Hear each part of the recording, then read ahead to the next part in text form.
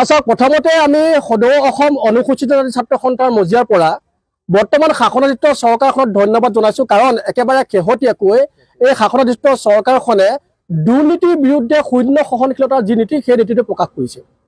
সৰসিদ্ধ বিধানসভাৰ মজিয়াতে ডক্টৰ হিমন্ত বিশ্ব শৰ্মাই গীতাশ্ৰী তামুলী বাইদেউৰ বিৰুদ্ধে এক অভিযোগ উত্থাপন কৰিলে যে তেওঁ যিটো চাকৰি, সেই চাকৰিটো অনিয়মেৰে তেখেতে গ্ৰহণ কৰিছে।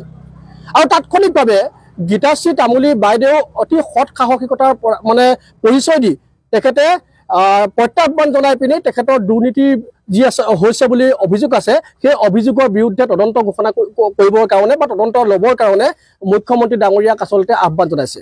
আৰু এইখিনিত আমি এটা কথা স্পষ্ট হৈছোঁ যে গীতাশ্ৰী তামুলী বাইদেউৰ সৎ সাহস আছে, আৰু সেইবাবে আমি তেখেতক সৎ সাহসিকতাৰ বঁটা প্ৰদান কৰিব বিচাৰিছোঁ অহা 1 মাৰ্চত শিৱদৌলৰ প্ৰাংগণত।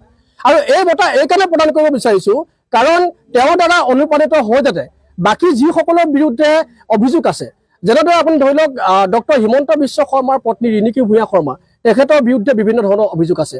আৰু তেখেতৰ ভাতৃ সুশান্ত নামৰ যিজন ব্যক্তি, যিজনে বহুত অনিয়মেৰে আচলতে চাকৰি লৈছে বুলি কৈছে, বিভিন্ন বিষয়ত ফেইল কৰি পিনিও তেখেতে চাকৰি পাইছে বুলি ইতিমধ্যে বিভিন্ন মাধ্যমত আমি প্ৰকাশ পোৱা দেখা পাইছোঁ। গতিকে তেওঁলোকৰ বিৰুদ্ধে তদন্ত হ'ব লাগে।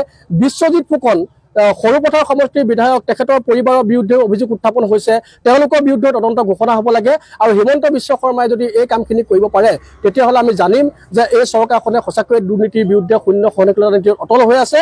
আৰু গীতাশ্ৰী তামুলী বাইদেউক বিশেষভাৱে ধন্যবাদ জ্ঞাপন কৰিছোঁ তেখেতৰ সততাৰ কাৰণে। আৰু তেখেতৰ যি আচলতে বঁটা প্ৰদান কৰিবলৈ আমি বিচাৰিছোঁ, সেই বঁটা তেখেতক গ্ৰহণ কৰিবৰ কাৰণে আপোনালোকৰ মাধ্যমৰ দ্বাৰা আমি আহ্বান জনাইছোঁ। আমি সমান্তৰালকৈ আৰু এটা কথা উত্থাপন কৰিব বিচাৰিছোঁ যে APSC কেলেংকাৰীত হিমন্ত বিশ্ব শৰ্মা ডাঙৰীয়া নামো সাঙুৰ খাই পৰিছে। এজন বিধায়কে স্পষ্টভাৱে উল্লেখ কৰিছে যে হিমন্ত বিশ্ব শৰ্মা ডাঙৰীয়াও APSC কেলেংকাৰীত জড়িত হৈ আছে।